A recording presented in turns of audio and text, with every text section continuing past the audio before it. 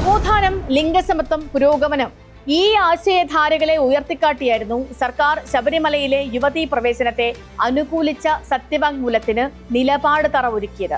നവോത്ഥാന സദസ്സുകളും നവോത്ഥാന സമിതികളും CPIM-ന്റെ നേതൃത്വത്തിൽ സംഘടിപ്പിക്കപ്പെട്ടപ്പോൾ സംഘപരിവാർ സംഘടനകൾ പ്രതിഷേധ നാമജപ യാത്രകളും കോൺഗ്രസ് വിശ്വാസ സംരക്ഷണ ജാഥകളുമായി രംഗത്ത് വന്നു.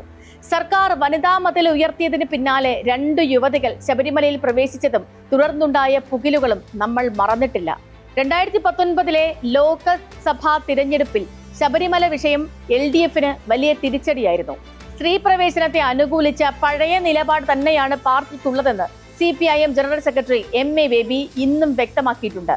പാർട്ടിയുടെ അഭിപ്രായം സർക്കാരിന് അതേപടി നടപ്പാക്കാനാകില്ല. സമൂഹത്തിലെ പൊതുവായ അഭിപ്രായങ്ങൾ കൂടി കണ്ടുകൊണ്ടേ നിലപാട് സ്വീകരിക്കാനാകൂ. ഏതെല്ലാം കാര്യങ്ങളിൽ എത്രത്തോളം പോകാം എന്ന കാര്യത്തിൽ വിവിധ സാമൂഹിക വിഭാഗങ്ങളുടെ അഭിപ്രായം പരിഗണിക്കേണ്ടി വരുമെന്നായിരുന്നു അദ്ദേഹത്തിന്റെ പ്രതികരണം. പക്ഷേ ആ നിലപാട് അടിച്ചേൽപ്പിക്കില്ലെന്ന് പറയുമ്പോൾ സർക്കാരിന്റെ നിലപാട് മാറ്റത്തെ സാധൂകരിക്കുക കൂടി ചെയ്യുന്നുണ്ട് പാർട്ടി സെക്രട്ടറി.